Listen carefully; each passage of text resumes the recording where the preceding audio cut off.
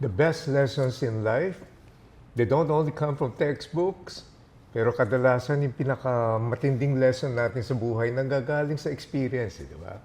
So, and who better to learn from than those who have walked the path of success? Ito yung tinatawag na been there, done that. Sila lang makakapagbigay sa atin ng mga valuable lessons that we don't usually get from schools. Hi, this is Kongversation and I'm Francis Kong. Dito, we're gonna explore stories behind success, insights that matter, and wisdom that can shape our future. So, let's begin. We're gonna give you a treat. Chinkee Tan is a renowned Filipino motivational speaker, wealth coach, author. Napaka-passionate po niya about helping people achieve financial freedom, which is something we really need as a country, di ba? And live a life of abundance. Chinkee, welcome to Conversations. Hi there. Hi, Ninong. Pardon me for calling him Ninong. No? He's really my Ninong. Pero clarify lang, hindi sa binyag, sa kasal. You have to be careful there, ha? Ngayon, alam mo, just by the fact that Chinkee is here, may naamoy na akong pera eh. Di ba? Ang unang tanong ko sa iyo ay, paano ba ako yayaman, Chinkee? Nako. Dumikit ka lang sa mga mayaman at successful, yayaman ka. Kaya nga dumidikit ako sa kanya. Yeah. And I have a question for you.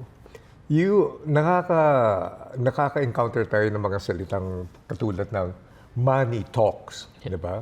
So ngayon, ang tanong ko, if money talks, anong sinasabi ng money sa'yo? Yeah.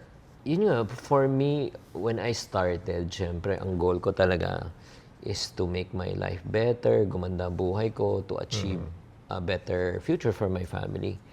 But this is what I've realized. Yung purpose pala ng pera eh. Hindi lang pala doon yung purpose. The first purpose of money is, yun nga, how would you know that the money that you're earning, you're using it the right way? Correct. If the money that you're earning is making your life easier, it means say that you're using it the right way. Right way.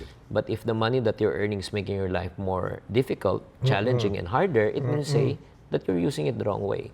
Kasi earning money is very relative, independent yan. Like for example, for some people to make 20,000 a month, that's a lot, di ba? For a person na talagang nag-uumpisa lang mga 5 to 10,000, then naging 20. But for people, some people to make 2 million a month, that's a little. Kasi yung lifestyle nila mataas. So that's number one. No? And then number two, I realized the purpose of money, not only that we want to live a blessed life, but the purpose of money is also to become a blessing to others. So kung hindi natin naintindihan yun, yun nga, there's a tendency that we will become slave to money. Correct. Ngayon, alam mo kung akong tatanungin mo, money talks eh. Pag pinakinggan mo yung pera, nagsasalita yun. Sabi na, let me go, di ba? So, Spend me, enjoy me, enjoy. Oo, totoo yan. Ngayon, I'm so proud in saying na dito sa ginagawa mo, lalo na yung mga young generation ngayon, marami sa kanila aware na eh. You know? Marami sa kanila marunong na mag-ipon. Marami sa kanila hindi na basta gastos ng gastos. Yet, ang karamihan hirap pa rin sila sa paghawak ng pera. Why do you think that's the case kaya? Yeah, that's a very interesting question. Kasi the awareness right now about money is really all over. Because of social media, because of AI, Google. However, it's not how much you know. It's how much you apply. You apply. So, ang kulang hindi lang financial literacy at times. Ang kulang is financial discipline. Makes sense. Diba? Kasi human nature yan eh. The more we make, the more we spend. Diba? Minsan nga, ang goal natin, sinasabi natin, basta if I make more, makakaipon na ako. If I make more, I can start. Ito yung weird part. Nung maliit ang kita, napagkakasya minsan may sobra pa. Correct. Nung lumaki ng kita, nagkulang na, nagkautang pa. So the key, first, I think, that can help is financial discipline. Correct. However, there's also one more thing. Some people are financially literate, they're financially disciplined, but still, they end up living a very stressful life. Bakit naman? Kasi, I'm sure people who's watching this podcast episode or itong video na ito, all of us, we want to achieve financial stability. Correct. Agree? Correct. However, this is what I've realized. There's no such thing as financial stability. Kasi again, the more you make, the more you spend. Yung aspiration mo tumataas. And this is what I've realized in life. The goal in life pala is not to pursue financial stability, but the goal in life is to practice financial responsibility. Okay. Whatever you're earning right now, you make it fit. You make it work. Pagkasyahin mo. Huwag mo sabihin, tsaka na lang ako mag-iipon pag may lumaki na income ko. Pag hindi ka marunong mag-ipon sa maliit, hindi ka rin matututo sa malaki. Correct. Tsaka na lang mag-umpisa ng negosyo pagka lumaki na yung yung savings ko.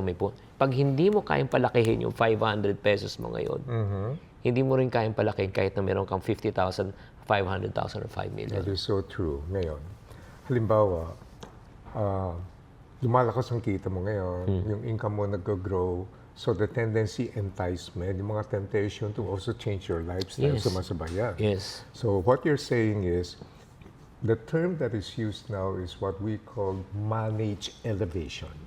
Pinamanage mo talaga yan. Yes. So, is there a difference between riches and wealth? Yeah. Ano pagkakaiba niya? Una, spelling. High school pa yan, ginagamit pa rin. At least, di ba, naman, bumibenta pa rin, tumawa ka eh. Hindi, yung riches kasi, sometimes we find riches that is tangible eh. Tangible, you can touch. Oh, I'm rich because I have a car. Yeah. I'm rich because I have a house. I am rich because I have collection. Tangible siya. Ay, yung wealth naman. But wealth, at times, it's intangible. Some people say, okay, dapat may house and car ako. That's only one aspect. But health is wealth. It's intangible. Correct. Oo. Diba? Time is wealth. Oo. It's intangible. Relationship is wealth. Diba? Parang yun yung philosophy natin na, diba, yung parang, what will profit a man if he gains everything in this world? But loses his soul. Yes. Alam mo, if there's only I want to become wealthy and I also want to become rich. Pero ito lang, sana di kopyahin agad to ng ibang tao. Because if you do this, it will make you rich. If there's only one product that I can develop today, and I would pray to God, sabi ko, Lord, give me the grace and the wisdom to do this. I would like to develop a product, a pill, that can offer people peace of mind. Correct. Diba, imagine mo, no? Siyempre, maraming tao gusto magkaroon ng peace of mind, pupunta sila sa drugstore. Pagbilan nga ng peace of mind for 1 week. Or 1 month or 1 year. Diba? So, people do not understand. Kaya nga, let us be very, very careful also sometimes in our lives that in the pursuit of what we want in life, diba, we become more stressful eh. Right. Diba, the Bible says, diba, we have to be very careful na, yun nga, na hindi dapat masira ang buhay mo. Hindi dapat masira ang pangalan mo. Ang reputasyon mo. Yung parati mo sinasabi sa akin eh, Chinkee, mawala na lahat, mawala ng pera, negosyo, wag nang masira pangalan mo. Correct. Kasi yan yung mamanahin ng anak mo eh. Yeah. Diba? And that is so true because, alam mo, after the pandemic, medyo nagbago ngayon ang perspective ng tao eh. Yeah. So now, a lot of people are conscious na health is the new wealth. Yeah. Peace is the new rich. Yes. And kindness is the new cool. Wow. So, kasi maraming agitated ngayon, maraming nagagalit. So, to be kind is also a wealth in itself. Now, while you were saying na maraming nakakaalam tungkol sa mga financial management, pero ang problema naman discipline, actually, it's also the same for managing money and time and attention and health and relationship. Diba? So, sa dinaanan mo naman ngayon, would you say that yung journey para makarating ka dito ngayon sa kinalalaganan mo and you've earned and learned all of these lessons, how do you do parenting naman? At ano ang mga lessons na pwede natin maituro sa mga bata to start them young, to understand all these important lessons that you've been teaching all over the place? That's really an amazing question. Because ultimately, from the way I see in life, number one, success without a successor is a complete failure. Correct. It doesn't really matter how successful you are as a parent. Pero it's not about you, it's about the next generation. Number two, my philosophy also that I've learned in life is this. No amount of success in business, in society, in profession, career, or ministry can compensate for failure in the family. Oh, right. Right. Totoo. So, because of that, yun nga, I value really yung sinasabi, di ba, yung parang, yun nga, a good man leaves an inheritance Yes. to his children's children. Correct. And most often, yung parang naiisip natin, yung when it comes to inheritance, it's again, physical possessions. No, pero hindi lang yan eh. Oo, pero yun nga, parang, alam mo, I'm really so blessed. Blessed to know you. Blessed to be mentored by you. Sinasabi mo sa akin parati yan, Chinkee, iwan ka pera, pwede maubos yan. Iwan mo negosyo, pwede malugi yan. Di ba? But once you leave them with money values, di ba, with the right mindset, that is the greatest inheritance that you can leave. Correct. Kasi minsan kasi, wala naman akong pwedeng ipamana. Wala naman kaming pera. Pero hindi yun eh. Kung ano yung pwede mong ipamana na tamang mindset. Right. And I'm really so thankful and grateful to my parents. Yeah. They did not allow me to inherit money because there was none. But they allowed me to inherit yung work ethics, values, mindset about finance. Gustong-gusto ko yung sinabi mo kanina. It's actually taken from the book of Proverbs. A good man leaves his inheritance to his children and to his children's children. Ganon din eh. A bad man who doesn't know how to handle money leaves his utang to his children and children's children as well, no? Totoo yun. Kasi yun nga yung sinasabi na kung ang kayamanan ay pwedeng ipamana, ang kahirapan ay pwede rin ipamana. Correct, correct. Oo. Ngayon, here's the thing.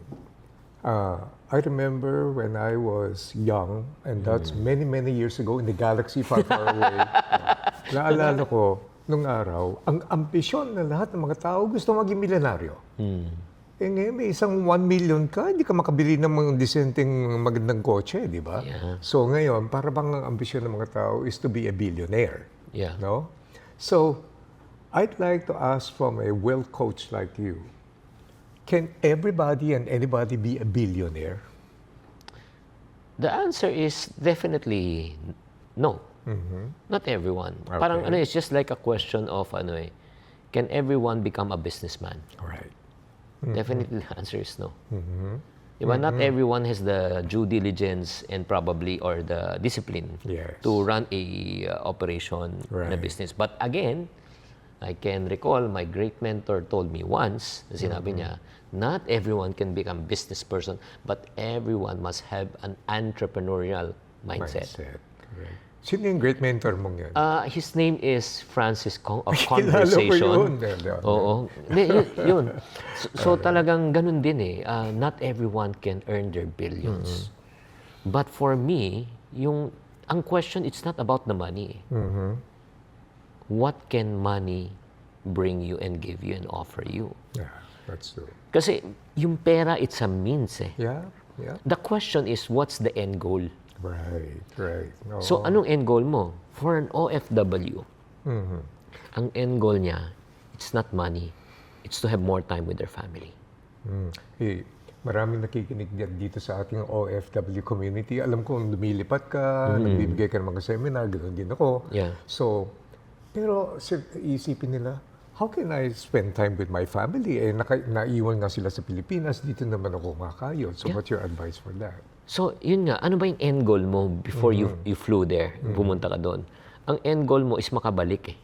Hindi naman doon magtrabaho for the rest of your life. Syempre, ang goal mo, kumita, magpadala ng pera, at ma-reintegrate. Right. It's a temporary Yes. situation. Oo. So, ang nangyayari, yes, kumita sila. Aha. Nakakapagpadala sila. Yes.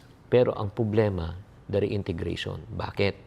Because yung mga kamag-anak incorporated dito, di ba? Di ba? Hingi ng hingi. At sila naman, hindi nila matiis. Padala ng padala. To the point, wala silang naiipon for them to be reintegrated back. Correct. Alam mo, I've been doing this, umiikot ako sa different countries, kaharap natin yung mga kabayan natin. Many years ago, they started poor. Yung iba ngayon, umasenso na, sumasaya ako. Pero yung iba ngayon, lalong naging poor eh.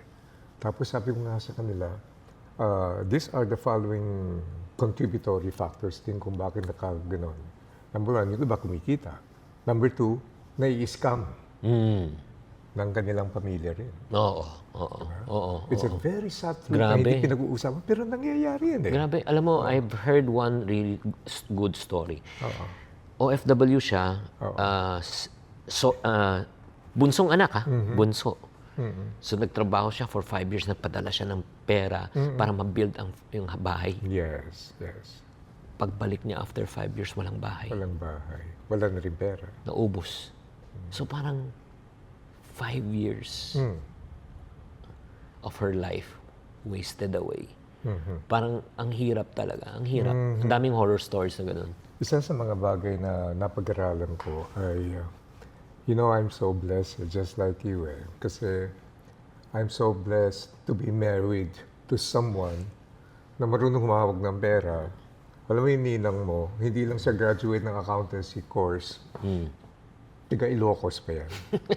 Kaya we've been married for years, di ba? High school sweetheart ko pa. The only Ilocano na tinuro niya sa akin is awanti kwarta. Tapos, hindi ako na napag-uusapan. Tapos, meron siyang sinabi na talagang, wow, made a big sense in my mind. No? So, talagang created sense in my mind. Sabi niya, alam mo, sweetheart, marami nag-aambisyon maging milyonaryo. No? Okay? Yung mga milyonaryo, meron silang mga problema that's contextual doon sa pagiging milyonaryo mo. Tama. Yung mga billionaires naman, iba naman ang scope ng problema nila. Lahat ng tao may problema. Yeah. Ngayon, kung nag-aambisyon ka maging billionaire, pero wala ka namang capacity to carry the problems of a billionaire, that billions will destroy you. Yeah. Do you agree with that? Yeah. Alam mo, grabe yan. Grabe yung sinabi mo. Because all of us, up to this very day, we have mga prayers and aspirations in life.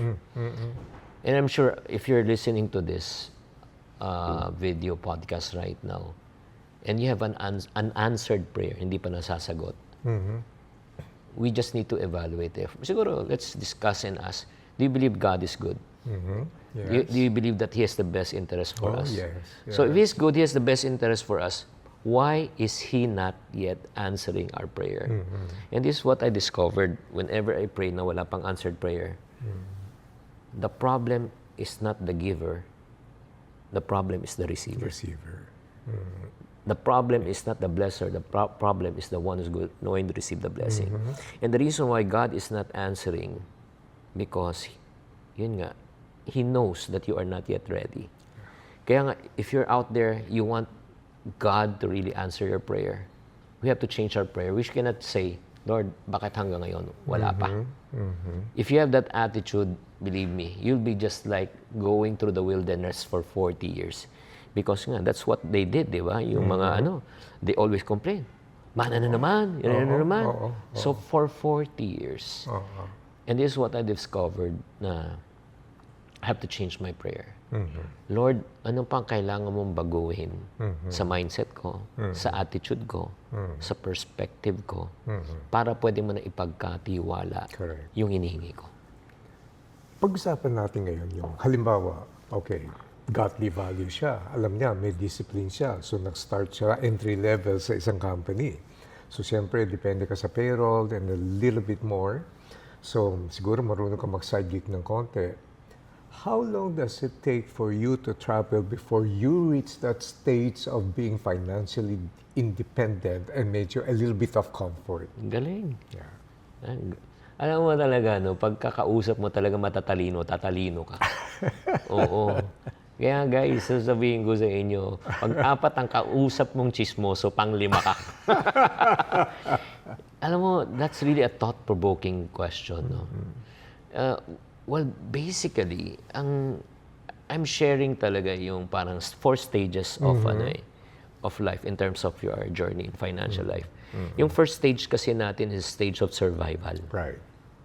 Majority of us, we weren't born with a golden spoon, so we work our way up. And next stage was stage of stability. Right. This is the part where you can already afford to eat, di ba? Ma-enjoy mo na yung buhay, nakakapag-travel ka na ng konti. Yes. However, yun nga, ang nangyayari talaga, most people, some of them stop there. They stop there. Dahil may 2 stage pa eh. Di ba? Oo. Kasi they become comfortable eh. Okay. Okay. So, hindi na sila nag-i-strive. Eh, okay naman eh. Di ba, kumikita naman ako eh. Ano bang problema? So, they do not plan. Kasi yung next na stage, no, yung sinasabi ko, na at least, practically, you must have at least 6 months to 1 year of your living expense. Right. Emergency fund. Emergency fund. Oo. So, just in case, di ba, kung may mangyari sa'yo, di ba, meron kang pondo. Di ba?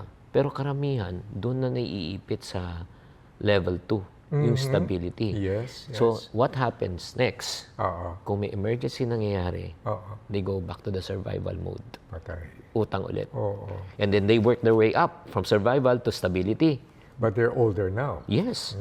Pero wala na naman silang funds. So, ano nangyari? May nangyari ulit, they go back. So, it's a cycle.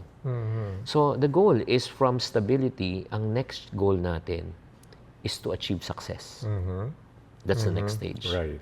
When you say success, success very relative eh. Depende sa tao yan. It's not, you cannot measure it. Diba? For some people, mapagtapos ko yung anak ko. Yeah. Successful Success ako. yan eh. Para sa akin, kumain kami na 3 beses ang araw, wala kang... Depende yan sa'yo. May sisingit lang ako. Oo. Success is relative ka. Bakit? The more successful you are, the more relatives you will have. Okay, Diba? parang money lang yan. So, yun, kailangan, yung parang, may mga iba, yung parang, I just want to prove that I can achieve something. Like, sa sales ka, organization, di ba, na-recognize ka on the top 3. Oh, success yan para sa akin. However, it shouldn't stop there.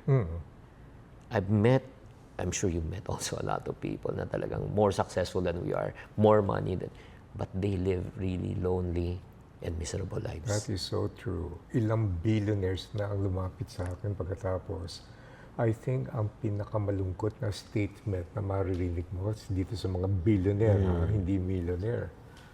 What's the meaning of all of this? Yes. Because, tell me about the 4th stage. Grabe. I really want to challenge you. If there's only one thing that you can take away from this, the goal is not to become successful. The goal is to live a life of significance. Now, tell me, what's the meaning of significance? There? Significance means to say, okay, you're successful, you're happy, okay, your family's happy. But it's not about you eh. It's how can you use the talent, the gifting, that God has given you Right. to make an impact on the lives of others. Again, the purpose of blessing Yes. is for you to become a blessing to others. God has given you the talent and the gift. Anong ginagawa mo? Di ba ang sarap ng feeling pag nakatulong ka sa ibang tao? Not only monetarily, but also, di ba, you give a man a fish, they live for a day. But if you teach a man how to fish, like for example, these conversations of ours, if we can just challenge one person's idea, no, you should not live a life of survival. You should live a life of stability. After stability, your goal is to become successful. And after success, the goal is for you to live a life of significance. Right. Kasi once you live a life of significance and giving back to others, you will know your purpose, your calling in life. Ang kaganda niyan, you will have meaning in life. Okay, i-challenge kita ron ha. Let's say, so you start with survival, and then you go into stability, and then you go to success, and then you go to significance. Some people out there might think, can I really be living a life of significance even if I don't have enough money? Yeah. Yeah. How so? Like Mother Teresa. She doesn't have money. Yung service naman, tulong, ano ha? Yun ang calling niya eh. Her calling is to really help the poorest of the poor, to go to Calcutta, India, to help the widows, to help the orphans. Oo. So Diba? makes sense, ano ha? So if you give her a lot of money, she won't necessarily be happy. No, you give her a lot of money, she will give it away. Right. Tama, Kaya yun tama. some people, do you know that some people are so afraid, I don't want to have lots of money because money might change me. Baka masyado na akong matifocus, di ba? Mawala ako sa ministry. And then, ito yung parang challenging question that needs to be answered siguro today. What's that? Do you believe that money can change a person? Do you believe that power can change a person? Do you believe that popularity can change a person? My answer is no. No. Correct. Because money, power, and fame cannot change a person, but it can sure reveal a person. It then amplify. Ang pera, kapangyarihan, katanyagan, hindi pwedeng baguhin ang iyong pagkatao, pero pwedeng ilabas ang tunay mong pagkatao. Correct. Nandun na yan eh. Oo. Kaya yung taong maayos, yumaman man, maayos pa Oo. rin. Yung taong hindi maayos, kahit wala siyang pera, mayabang pa rin. Oo, di ba? Ano yung pagyayabang niya, di ba? Yeah. So, alam That's mo, so true. I'm really so blessed. Again, blessed. Number one, we have, again, this is not a mutual admiration committee, no? FYI.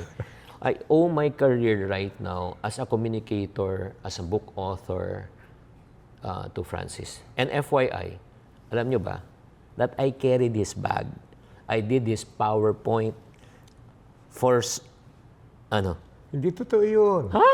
Kasi pagka sinasabi mo, kinukwento mo, isipin ng tao, yabang ko, hindi ko kaya i-carry yung bag ko. Hindi. Minsan-minsan pag sinasabi mo, pakiabot lang. Yun lang yun. Di ba? Hindi. My parents taught me to be, kind to elders. Napunta sa insulto eh, no? Hindi. No, ganito yun. One of the reasons why I saw your potential eh. Kasi ang pinaka-potential mo talaga, yung pagkakulit mo, sobrang kulit mo talaga because you were driven, there's something you want to do. Yes.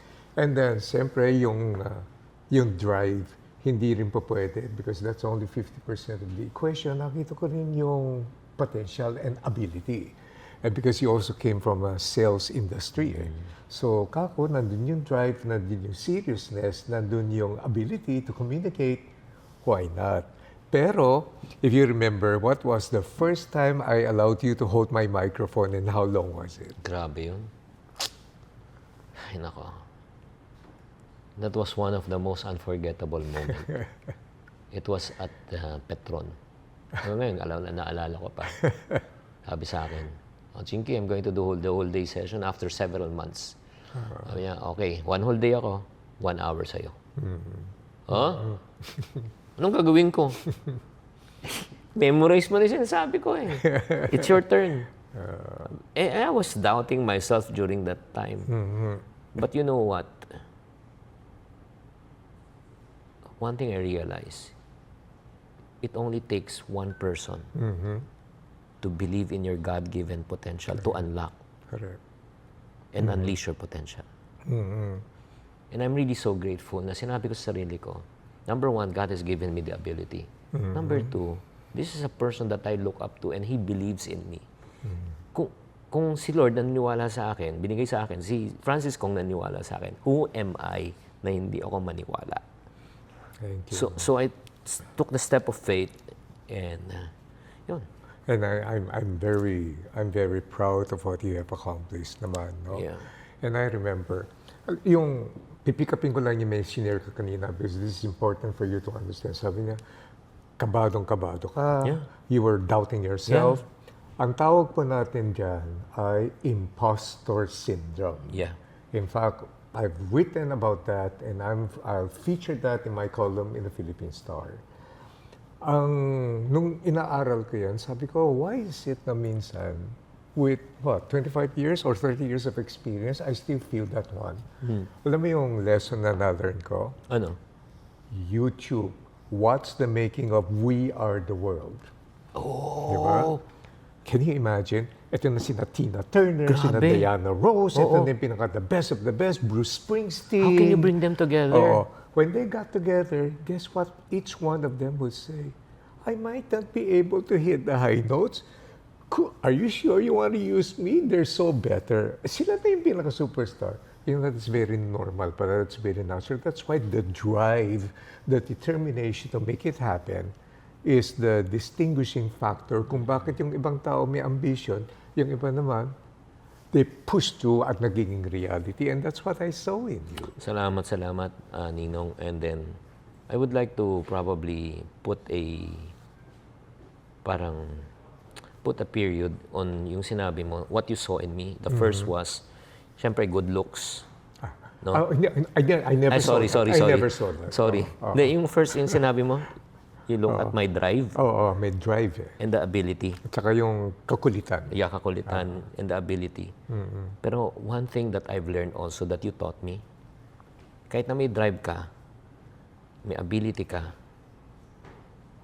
pero pag wala kang character, you will not last long. That's true. That's true. We have a saying that says, skills, ability, talent, opportunities can propel you to the top, but only integrity can keep you there. Yeah. Meron pa, siguro nakalimutan mo na to. Ilang beses mo kinukulit at sinasabi mo, Ninong, gusto ko sumulat ng libro. So every time I say, asan na yung libro mo? Ito, pinaplano ka ba? Tapos, Ninong, gusto ko sana sumulat ng libro. Where's your book? Well, we're still thinking about this. Sabi ko, walang mangyayari. I don't know if you remember that in front of the audience. Grabe. Sabi ko, ladies and gentlemen, watch out for his book. Lalabas na yung libro niya. Buy them. Binondo, in front ng mga Chinese business people. Hindi ko makalimutan yun. So how many books have you written so far? 18. 18. My goodness. This guy churns out books like a restaurant would churn out dim sum. So buy a copy of his book. And you know what? Siguro ganito na lang. If you have accomplished so much in your life and you are now teaching and equipping a lot of people, what is the one ugali na gusto mong ma-eradicate sa kultura ng Pinoy at lahat ng mga nandito sa bansa nito na sana mawala na yan, it will propel them to a lifestyle and a journey of discipline so they can achieve success in life? It's pessimism and hopelessness. Yung negative ba mag-isip. Whenever I give sessions, parang sometimes I feel na nawala na sila talagang pag-asa. Kahit ano sabihin mo sa kanila, para sa'yo lang yun. Hindi yan para sa amin. Oh, yeah. Yung parang mindset na That's true. nabuhay kaming ganito. Mamamatay kaming ganito. Right. Hindi mo naintindihan kung anong pinagdadaanan namin.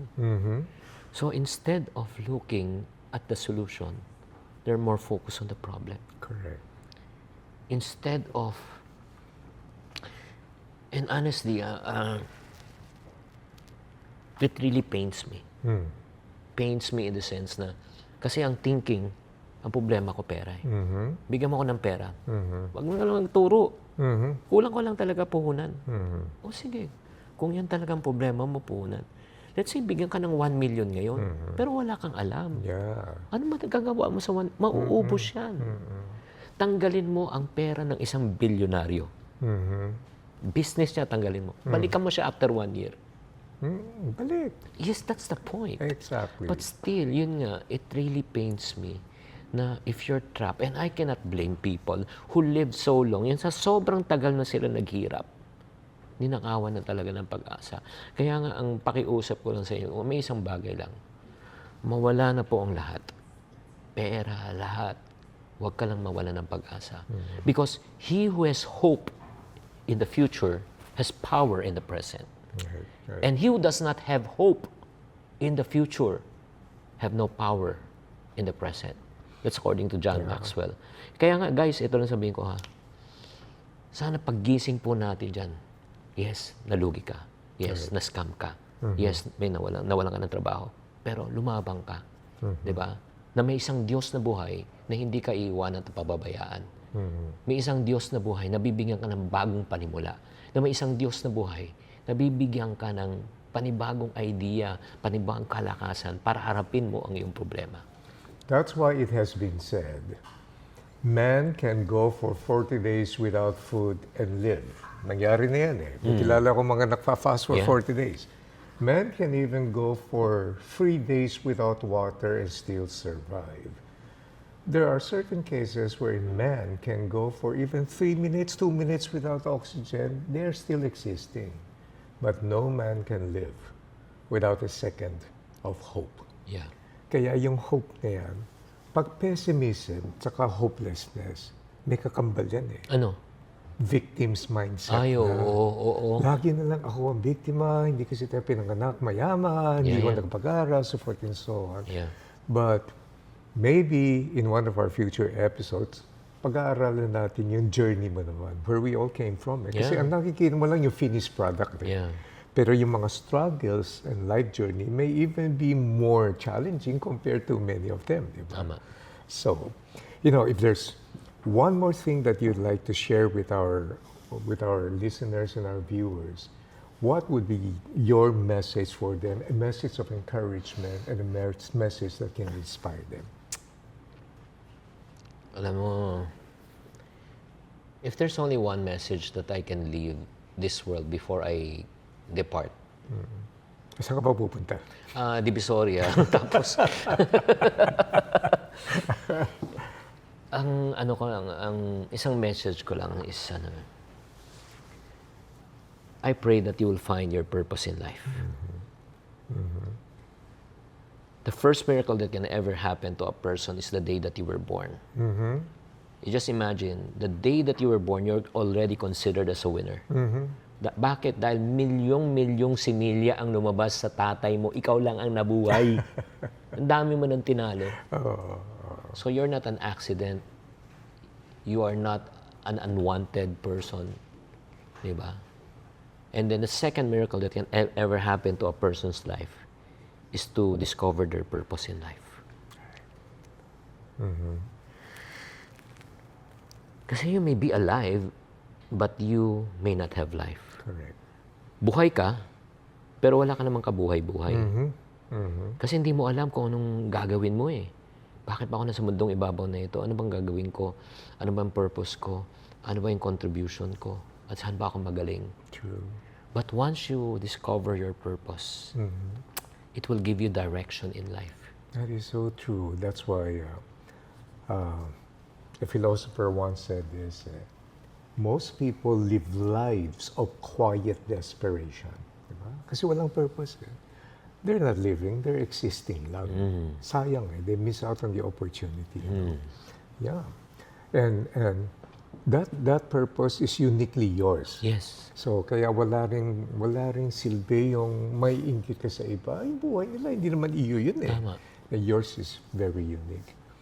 Chinkee, I wish we have the whole day. Walang katapusan itong conversation. Grabe. And I'd like to thank you for giving us time and gracing this episode. Maraming salamat, Chinkee. Thank you, Ninong. It's an honor and privilege really to, again, the reason why I am what I am right now is no other than this man. That's the reason why if you don't like my content, my production, you know who to blame. Yun lang.